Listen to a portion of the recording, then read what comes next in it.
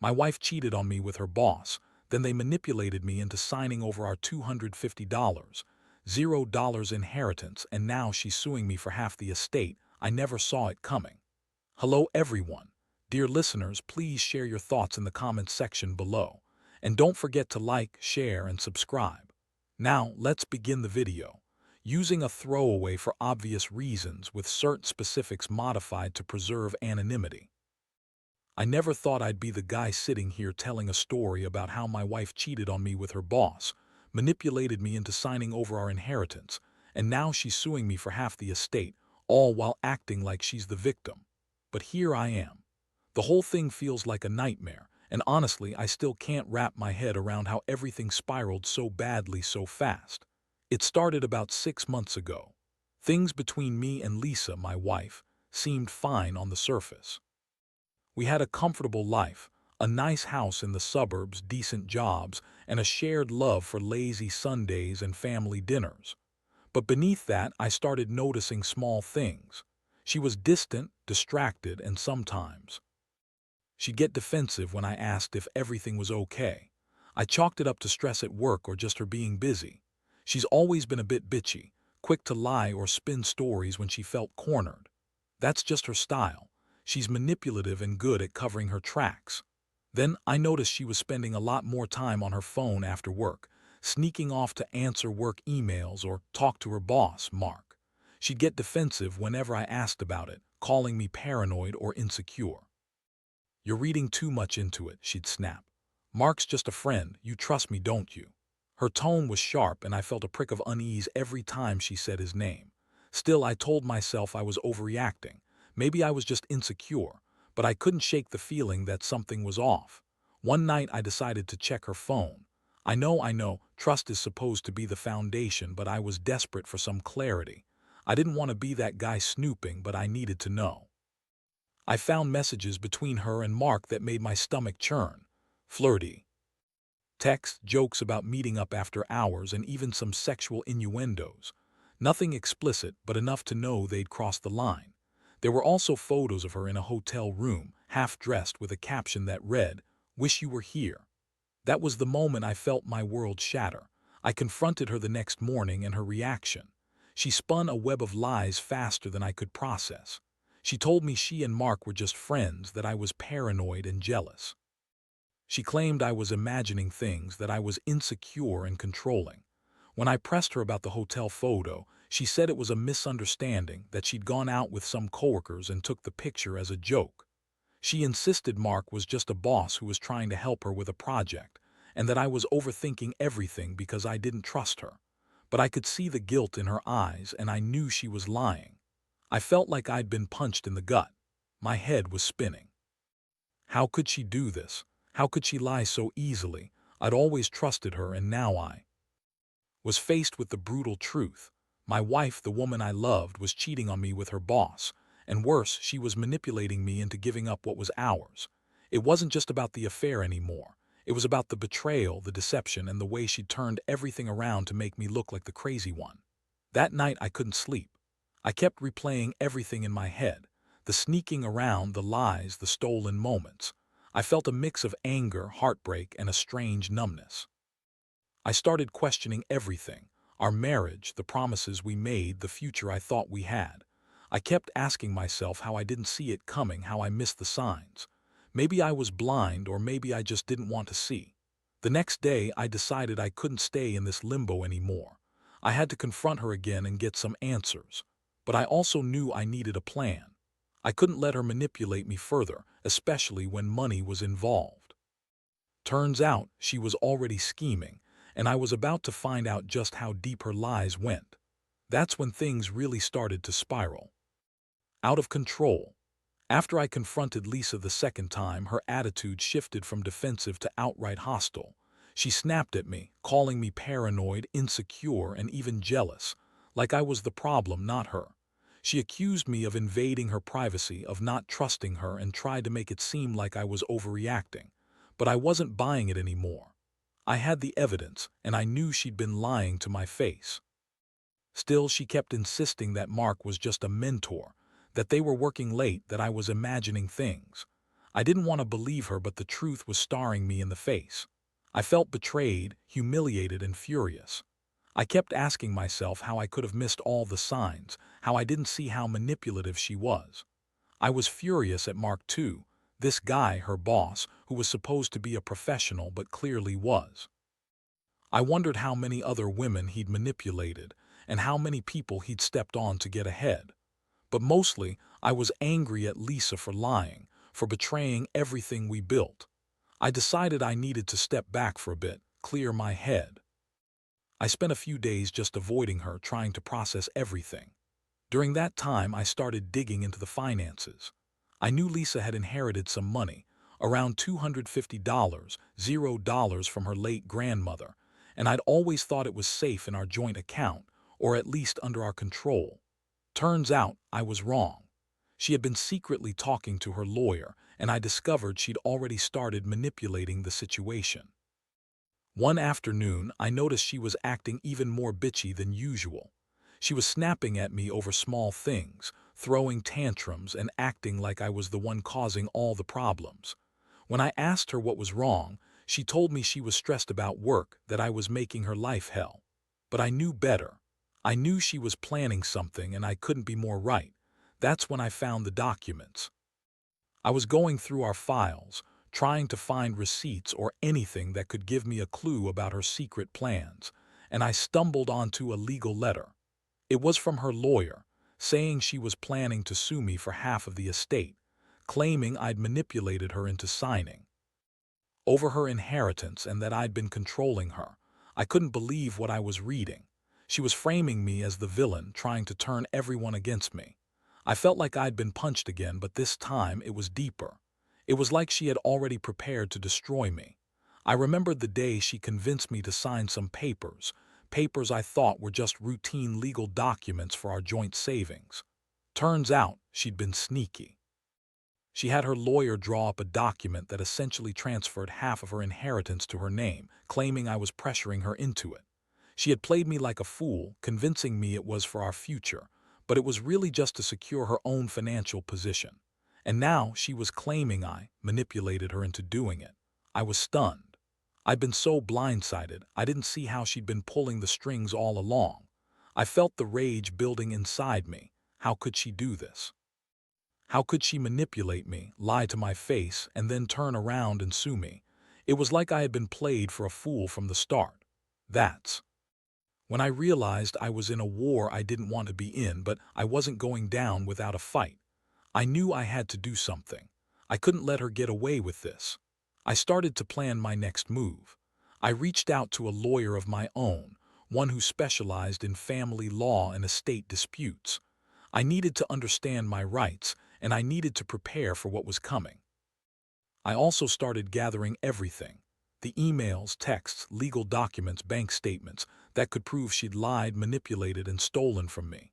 The betrayal cut deep. I'd always thought we were solid, that we had a future worth fighting for. But now I could see how deep her lies went. She lied about everything, about her feelings, about her loyalty, about her intentions. And all the while she was scheming behind my back, trying to squeeze every penny she could out of me and her inheritance. I felt like I was in a nightmare I couldn't wake up from, but I knew I had to keep going. I had to fight for what was mine, for the truth, and for some sense of justice in a situation that felt completely unjust. After I gathered all the evidence and spoke with my lawyer, I knew I couldn't just sit back and let Lisa keep pulling the strings. She was relentless, and her lawyer was already filing papers to sue me for half the estate. I had to act fast, so I decided to confront her again, not just with words but with the truth. I wanted her to see that I wasn't going down without a fight. The next day, I called her into the living room. She looked annoyed, like I was bothering her. I could see the flicker of guilt behind her eyes, but she masked it with her usual bitchy attitude. I laid out everything I'd found: her texts with Mark, the legal documents, the bank statements, and the email trail. I told her I knew she'd manipulated me, that she'd lied about her relationship with Mark, and that she'd stolen from me by transferring her inheritance without my knowledge. Her reaction: she tried to gaslight me. "You're crazy," she snapped. "You're making this all up because you're insecure. Mark's just a friend. You're jealous because I spend more time with him than with you." She kept denying everything, claiming I was paranoid and that I was the one controlling her. But I wasn't buying it anymore. I had the proof, and I told her I was going to fight back. I was done being played. That's when she lost her temper. She started screaming, calling me all kinds of names: pathetic, jealous, unstable. She told me I was ruining everything, that she deserved her money and her happiness. She even tried to turn the tables, saying I'd been abusing her emotionally and financially, that I'd manipulated her into signing over her inheritance. She was so good at lying, I almost believed her for a second, but I knew better. The emotional toll was brutal. I felt like I'd been punched in the chest. I loved her once, or at least I thought I did. Now I saw her for what she really was, someone willing to betray everything for money, sex, and power. I felt betrayed, humiliated, and furious. I was angry at myself for trusting her so blindly, and angry at her for turning my life into a complete mess. I'd always believed in honesty and loyalty, and now I realized. I've been living with a manipulative, selfish woman who would do anything to get what she wanted.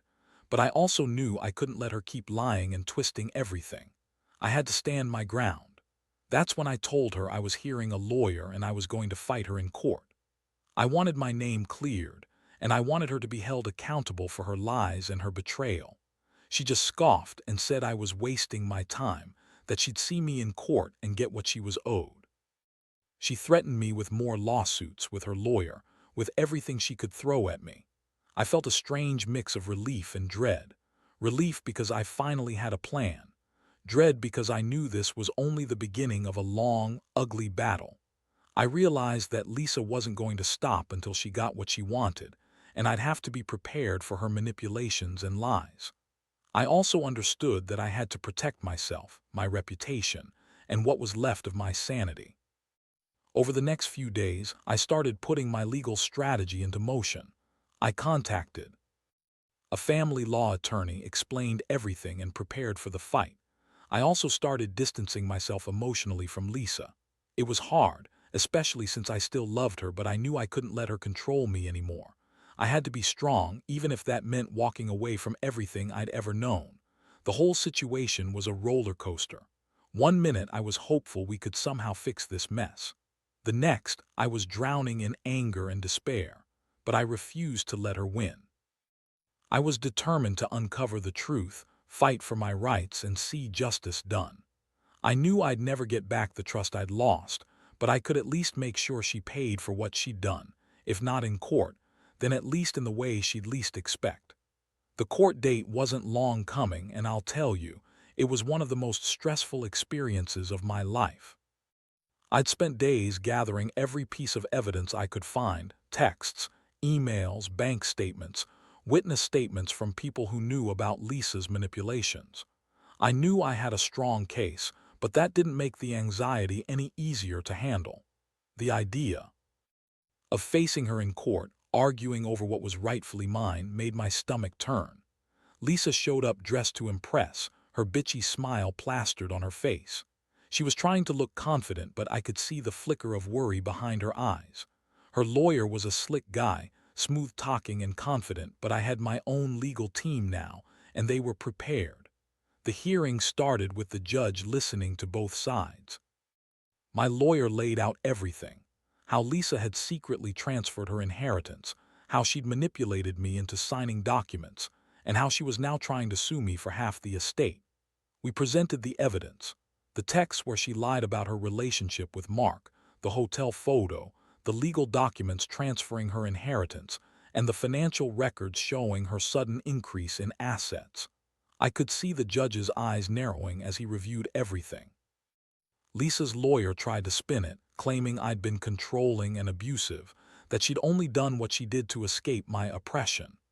She sat there, denying everything, throwing in a few tears and fake outrage. She even claimed I'd threatened her, which was laughable because I'd never raised my voice or laid a finger on her. But she was good at playing the victim. She'd always been a master manipulator. The court proceedings dragged on for hours. I felt every minute like an eternity.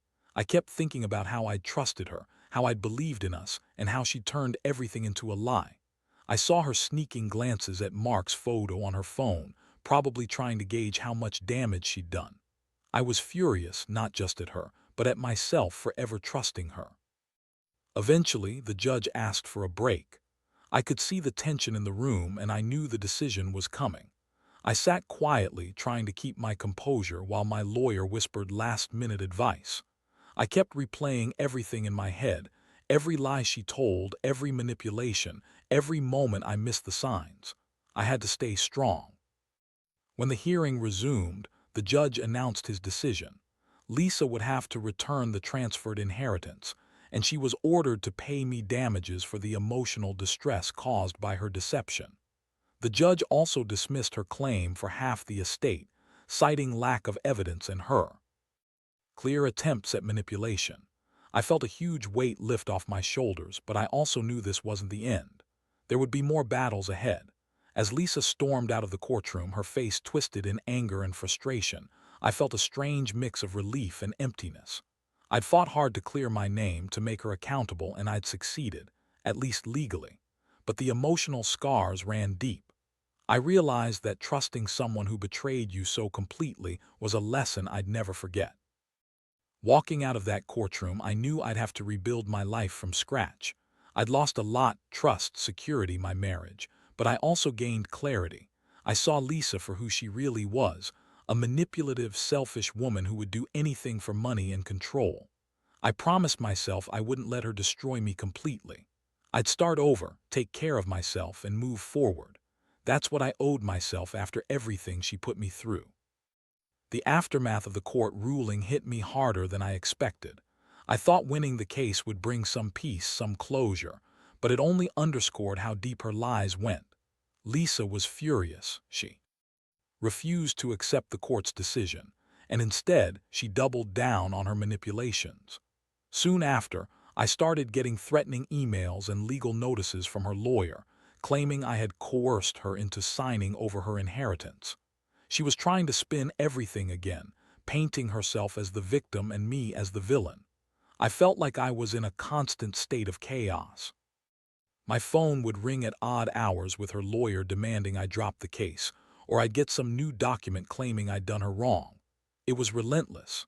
I knew I had to stay calm and focus on protecting myself legally, but inside I was seething. How could she keep lying, keep twisting everything? The woman I'd loved was turning into a stranger, someone capable of destroying my reputation and dragging me through dirt just to cover her own ass.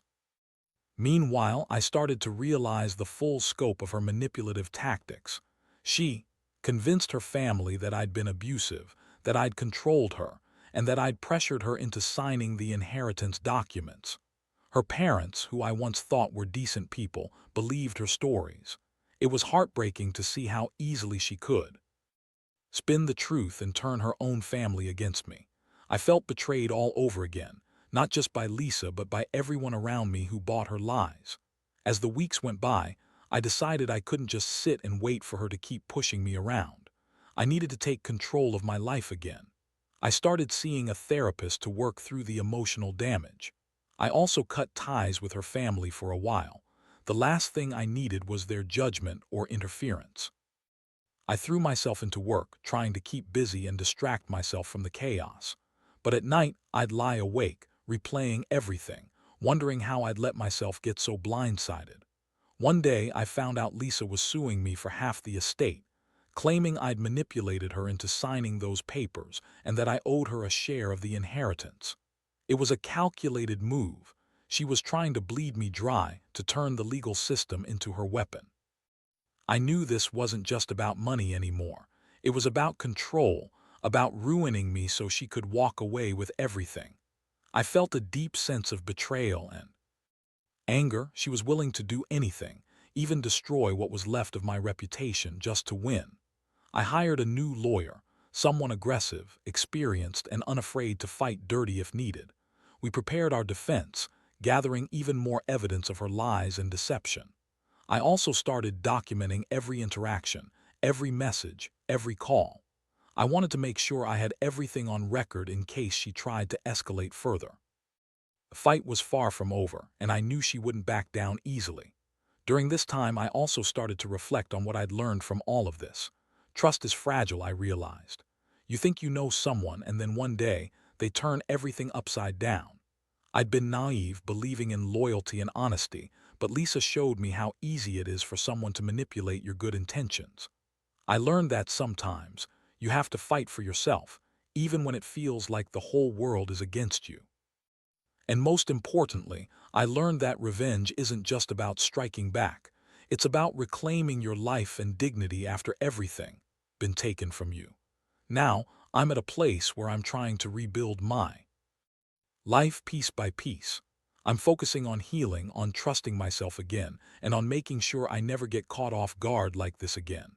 I don't plan to let her win, not in court, not in life. She might have stolen some of my happiness, but I refuse to let her steal my future. I've got my lawyer, my integrity, and a new outlook. It's not over yet, but I'm determined to come out stronger on the other side. The legal battle dragged on for months, and during that time I learned a lot about myself, about resilience, about how far someone can go when they're desperate for control. Lisa kept pushing, filing more lawsuits, trying to twist the facts, but I was prepared. My lawyer fought back hard, and slowly the truth started to come out more clearly. It became obvious that Lisa's entire case was built on lies and manipulation. The court saw through her, and in the end she lost every claim she made. The judge ordered her to pay me damages for the emotional distress she caused and dismissed her lawsuit entirely. Getting to this point was exhausting, mentally, emotionally, financially. I'd spent countless nights questioning everything I believed about her, about us. I trusted her with my life, and she repaid that trust with lies and betrayal. But somehow I found strength in the chaos. I realized that I couldn't control her actions, but I could control how I responded. I chose to fight, not just for the money or for my reputation, but for my own dignity. When the dust settled, I felt a strange sense of relief mixed with sadness. I was finally free from her manipulation, but I also mourned the loss of the life I thought we had. I had to accept that my marriage was over, destroyed by her greed and lies. That realization was painful, but it also freed me to move on. I started rebuilding my life from scratch, focusing on my healing and trying to find happiness again. Looking back, I see this whole ordeal as a brutal lesson. Trust has to be earned, not given blindly. People can surprise you in the worst ways. And sometimes, the only way to protect yourself is to fight back hard, to stand up for what's right, even if it costs you everything. I learned that revenge isn't just about hurting someone who wronged you, it's about reclaiming your own peace, your own life, and your sense of justice. Now I'm in a better place. I've cut out the toxic people, moved into a new home, and started therapy to deal with everything I've been through. I don't dwell on the past anymore. Instead, I focus on building a future where I can trust again, carefully, wisely, and on my own terms. I know I'll never forget what happened, but I also know I won't let it define me. If there's one thing I want anyone reading this to take away, it's this. Don't ignore the red flags. Trust yourself and don't be afraid to stand your ground. People can be very good at hiding who they really are, and betrayal often comes from those you least expect. But even in the darkest moments, there's a way out. You just have to be brave enough to fight for it. I did, and I'm still here, stronger than I ever thought I could be.